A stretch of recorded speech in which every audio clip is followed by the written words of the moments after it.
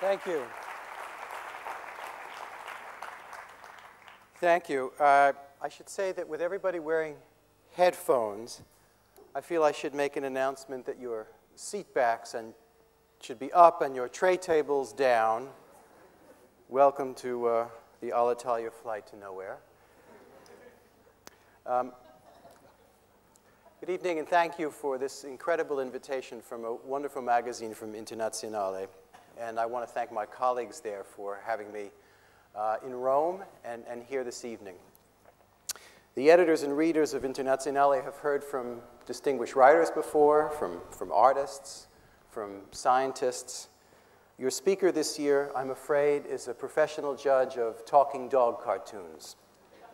Every Wednesday afternoon, it's my privilege to confront yet another stack of cartoons, or as they're more decorously called at the New Yorker, drawings. Talking animal drawings, desert island drawings, dreary drunks at a bar drawings, or as if you, and you seem to like this one the best, it's a good indicator of cultural difference, you like the cows who are into sadomasochistic sex drawing.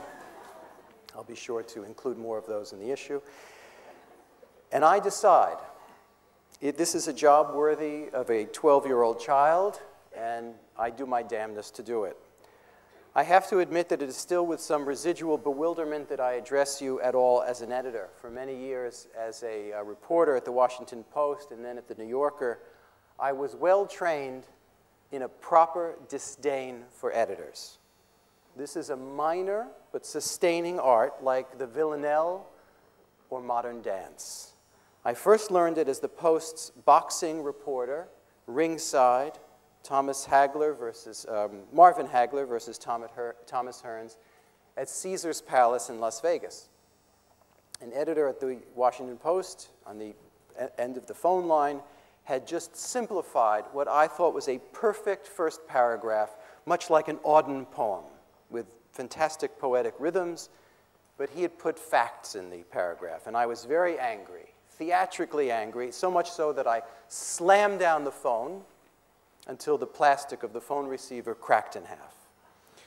This may have been the greatest achievement in my career as a reporter. It is not an easy thing to make a spectacle of oneself in Las Vegas, Nevada.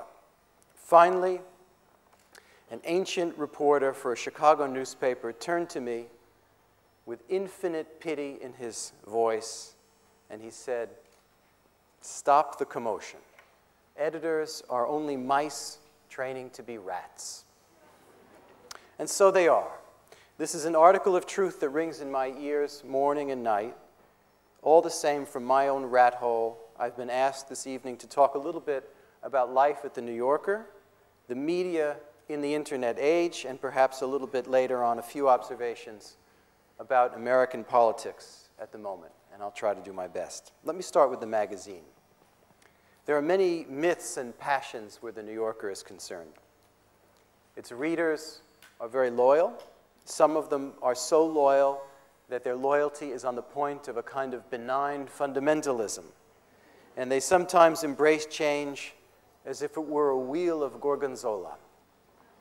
The New Yorker is a splendid fluke of nature, a magazine of cartoons, humor, long reporting, fiction, poetry, and a million little subsets of the same. It is a happy accident of intervention in time, like the cuisine of Emilia-Romagna, perhaps, or the making of a good wine, that this has matured into what it is. And for that reason, change is difficult sometimes. The introduction of photography into the pages of the New Yorker in 1992 was greeted in certain corners the way the Jesuits greeted the collected works of Hans Kung. A nearly ecclesiastical set of myths fog our history, to say nothing of a biblical notion of longevity. Every so often, I'll get a letter asking me how I can call myself a real editor and fail to publish the latest essays of S.J. Perelman or E.B. White. It is among the many duties of an editor to have to report to a particular reader that mortality is the human condition, and Misters Perelman and White have been dead for 30 years. The fact is that the New Yorker is a kind of living thing, complete with a conception, a birth, and a constant state of evolution, and hopefully not the end point. The first issue in 1925 was a reflection of the cosmopolitan 20s, full of jokes, anecdotes, very short news items on the comings and goings of the swell. At first, the tone of the magazine was of a sophisticated small-town newspaper whose small town happened to be the island of Manhattan, or at least the tonier, the richer precincts of Manhattan. There was no fiction, no in-depth reporting. There were no poems of any consequence. Harold Ross, the founder of the magazine and its first editor, was suspicious of consequence and seriousness, at least at first. The magazine, the great James Thurber wrote in his book, his memoir about the New Yorker, was, quote, the outstanding flop of 1925, a year of memorable successes in literature, music, and entertainment. The magazine's finances began in peril and then spiraled downward from there. Circulation went from an initial printing of 15,000 to a low of 2,700. We now have 1 million. One night, Harold Ross was desperate for copy, for written matter for the magazine, and he turned to one of his favorite writers, Dorothy Parker. He said to Parker, "I thought you were coming into the office to write a piece this week. What happened?"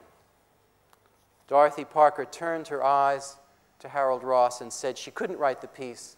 Someone else was using the pencil. But while the New Yorker was for a while the flop of 1925, it was one flop that continued to evolve, getting better, a wine growing more complex in its bottle. What kept it going initially, I think, was a certain spirit, a wised-up sense of the city, an informality that belies the stereotype of the magazine today with its sense of heavier gravity. That is, a kind of lightness that you see in Talk of the Town and the cartoons. It's behind the tone of a writer like Anthony Lane, whose insights are intellectually keen, yet spiffily turned out with a kind of Savile Row shoulders and a pearly stick pin. Not every early invention worked. One of the early features of the New Yorker was called, "Are You a New Yorker?"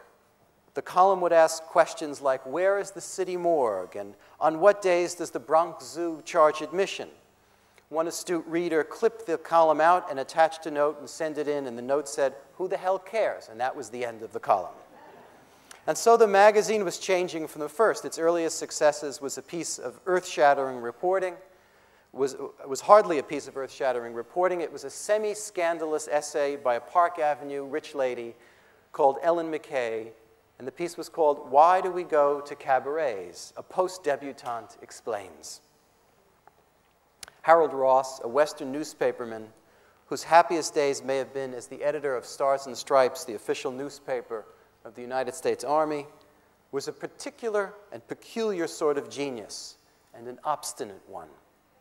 He had the kind of mind that showed confusion about essential questions of American literature. For example, he once wrote in the margins of a manuscript, is Moby Dick the man or the whale?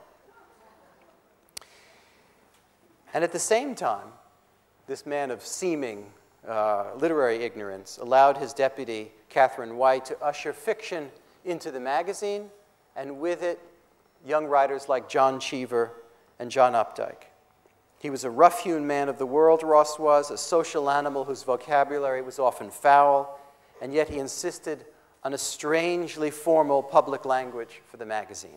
He was constantly worried that the cartoonists and the writers were trying to slip words or images redolent of the bedroom or of the bathroom past him and into the magazine. He once accused James Thurber of drawing a fedora as a phallic symbol. He disallowed a Peter Arno cartoon in which a younger woman is dancing with an older man, and the man says, "Good God, woman, think of the social structure." Evidently, Ross was worried that the reader would take the phrase social structure to mean something more sexual and anatomical. Ross's successor as editor of the magazine, William Shawn, who edited the magazine for over 30 years and contributed certainly as much as Ross did, was even more squeamish, more delicate in matters of language.